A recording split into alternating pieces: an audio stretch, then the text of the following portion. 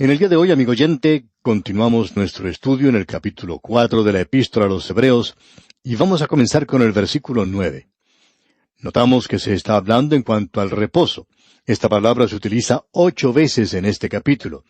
Se menciona aquí diferentes clases de reposo. Tenemos el reposo sabático, es decir, el reposo de la creación. Luego tenemos el reposo que los hijos de Israel no pudieron encontrar en el desierto. Ellos tenían que haber entrado a Canaán por la fe, y eso fue comparado con el reposo de los creyentes hoy.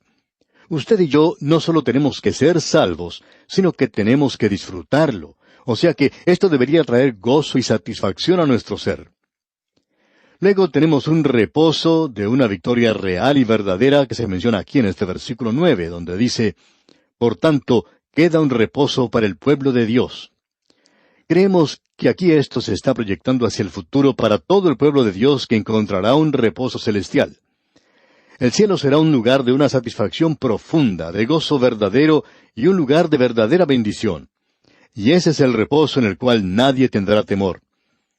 Los versículos 9 y 10 entonces dicen, «Por tanto, queda un reposo para el pueblo de Dios, porque el que ha entrado en su reposo también ha reposado de sus obras como Dios de las suyas». Dios descansó el séptimo día. Ya hemos dicho esto anteriormente. En realidad, nosotros no debemos pensar que lo que Él hizo fue sentarse y decir, ahora estoy cansado. He estado trabajando 6 días, 8 horas diarias, desde la salida del sol hasta la puesta del sol, y estoy cansado. Así es que me voy a sentar a descansar». No, amigo oyente, no es nada de eso. El reposo que se menciona aquí es un reposo de una obra perfecta de la creación. La creación ha sido finalizada. Dios no ha estado creando nada más desde entonces. Hay tantos átomos de hidrógeno que se necesitan para el universo, y Él los creó todos a la vez, y no los ha estado haciendo desde entonces. Por cierto que ha habido muchos cambios en el universo, pero es solo estos pequeños átomos que se cambian de lugar a sí mismos. De vez en cuando un pequeño átomo explota, y esto causa una conmoción terrible. Usted y yo vivimos en un universo donde la creación ya ha sido finalizada, con la excepción de la nueva creación. Y esa nueva creación comenzó en el Calvario y en el día de Pentecostés. De modo que si alguno está en Cristo, nueva criatura es. Las cosas viejas pasaron, y aquí todas son hechas nuevas. Eso es lo único que Dios crea hoy, sus hijos, aquellos que confían en Él. Y existe un reposo, por tanto, que Él les ha prometido. Ellos recibirán ese reposo, pero Él quiere que nosotros disfrutemos del presente. Es decir, como alguien dijo, todo el camino hacia el cielo es cielo. Debemos disfrutarlo. Y de eso es de lo que Él está hablando aquí. Dios reposó. Él concluyó su labor. Él la finalizó. Ahora no es necesario que usted levante ni siquiera su dedo más pequeño para hacer algo por su salvación. Cuando uno piensa en esto, nos preguntamos si no es un asunto de orgullo de nuestra parte el pensar que usted y yo, como pecadores, podríamos hacer algo que provocara que Dios dijera, qué persona más buena es esa. Estoy tan contento de tenerla en el cielo porque esta persona va a ser de tanto valor aquí. Bueno, amigo oyente, esa no es la realidad. Él hizo todo por nosotros, porque aún nuestra propia justicia es trapo de inmundicia ante Él. Él no puede aceptar nuestra justicia. No la tenemos. No hay justo ni aun uno. Por tanto, Él nos ofrece una salvación completa. Y cuando nosotros confiamos en Cristo, entonces somos una nueva creación en Cristo Jesús. Notemos ahora en el versículo 11 de este capítulo 4 de la Epístola a los Hebreos, que Él nos dice, «Procuremos, pues, entrar en aquel reposo, para que ninguno caiga en semejante ejemplo de desobediencia». Creemos que esta es la satisfacción suprema que viene al Hijo de Dios, de que es la voluntad de Dios, que Él haga la obra de Dios, y que Él puede confiar en Dios, que Él puede reposar, descansar en Él. Ese glorioso lugar al cual Dios quiere que usted y yo vayamos, ese mismo lugar al que fue María. Ella se sentó a los pies de Jesús, y Marta estaba trabajando en la cocina con todas esas ollas y demás utensilios. Ella quería servir a Cristo, pero ella no sabía lo que el verdadero reposo era. Así es que aquí tenemos a Marta. Ella se prepara en la cocina para cocinar algo, busca una olla y decide que no es lo suficientemente grande, la guarda otra vez, y las cosas que tenía se le caen al piso. Ella obtiene una olla más grande, y ella trabaja mucho allí en la cocina. Ella se cansó demasiado y podemos decir que explotó. Ella se fija que María está allí nomás sentada a los pies de Jesús, pero no está haciendo nada. Pero María ya había finalizado su tarea. Amigo oyente, si nosotros aprendemos a sentarnos a los pies de Jesús, vamos a encontrar satisfacción. Procuremos, pues, entrar en aquel reposo para que ninguno caiga en semejante ejemplo de desobediencia. Lo único en el mundo que puede robarle a usted el reposo es la incredulidad. Uno que ha sido creyente por mucho tiempo puede mirar hacia los años que han pasado y darse cuenta que hubiera sido mejor confiar en Dios mucho más de lo que ha hecho. ¿Cuántas veces uno se encuentra temeroso y tan incrédulo? Qué bueno sería creer un poquito más, si uno hubiera confiado un poco más en Él. Nos gustaría hacer de nuevo eso y confiar en Él, ya que Él es maravilloso. Podemos confiar en Él. Procuremos, pues, entrar en aquel reposo. Ahora alguien nos pregunta, ¿es necesario trabajar para entrar al reposo? Por cierto que sí, amigo oyente. Aquí se nos indica que debemos trabajar para poder descansar. Por eso dice, procuremos, pues. O sea, luchemos, hagamos lo posible. Y amigo oyente, cuando uno hace alguna tarea y llega al final del día y luego se sienta, ¿no tiene una satisfacción al hacer eso? ¿De haber obrado todo el día para asirse de Dios? Consiga a Dios en oración hoy, y luche hoy y déjese usar por Dios hoy. Ah, amigo creyente, permítanos decirle que debemos trabajar hoy. Llegamos ahora a otro gran pasaje de las Escrituras. Tenemos aquí otra de las expresiones que se utiliza en estas pequeñas palabras que en la epístola a los Romanos llamamos semántica.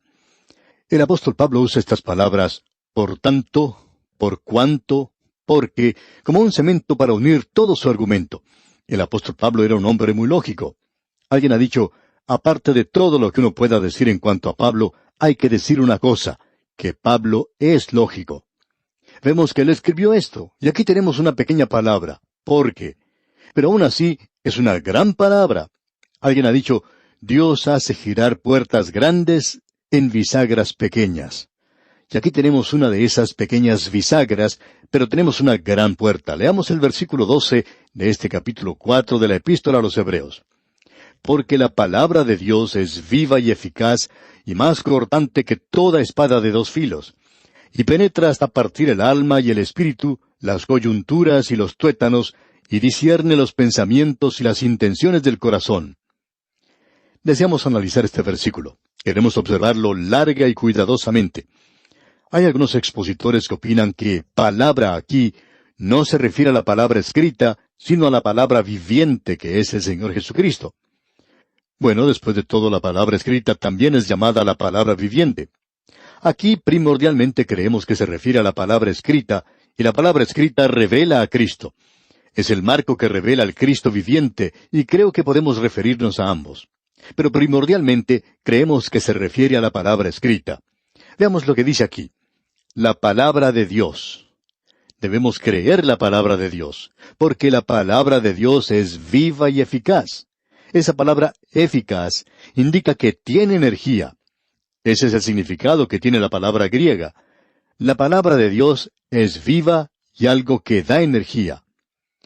Ahora, él no solo dice eso, sino que note lo siguiente, y más cortante que toda espada de dos filos.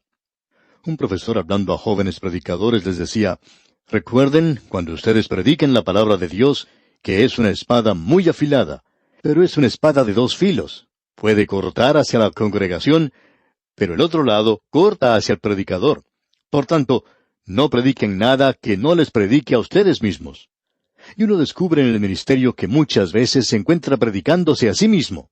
Quizá el sermón no haya sido para ninguna otra persona, pero lo fue para el predicador mismo. Hay personas que nos preguntan, ¿cómo preparamos estos programas? ¿Tienen alguna audiencia cuando están hablando o preparando las cintas? Y les contestamos que sí.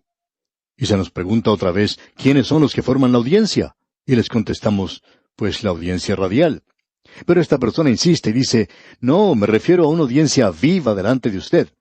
Le contestamos que no, que nos sentamos aquí solos en el estudio y hacemos las cintas, pero que nos estamos dirigiendo al oyente todo el tiempo. Pero esta persona quiere hacer un chiste y dice, bueno, allá está usted hablando consigo mismo nada más. Bueno, amigo oyente, a veces así es como es la cosa. Estamos hablando con nosotros mismos. Quizá esto no se pueda aplicar a usted, pero por cierto que se puede aplicar a mí, a mi propia persona. Y esto que tenemos ante nosotros aquí, por cierto que lo hace. Es una espada de dos filos. Puede cortar en dos direcciones, hacia adentro y hacia afuera. Puede cortar hacia la otra persona y puede cortar hacia nosotros también. Es una espada de dos filos, y eso es lo que la palabra de Dios tiene que hacer para penetrar. Usted recuerda que el apóstol Pablo dijo a los tesalonicenses que ellos no habían recibido esto como una palabra ordinaria, sino que lo habían recibido como si fuera la misma palabra de Dios. Y el apóstol Pablo dijo, pues nuestro evangelio no llegó a vosotros en palabras solamente, sino también en el poder, en el Espíritu Santo y en plena certidumbre, como bien sabéis cuáles fuimos entre vosotros por amor de vosotros. Esa es una de las razones por la cual compartimos las cartas de los oyentes. Lo que la palabra de Dios está haciendo a través de este programa radial en los corazones de las personas.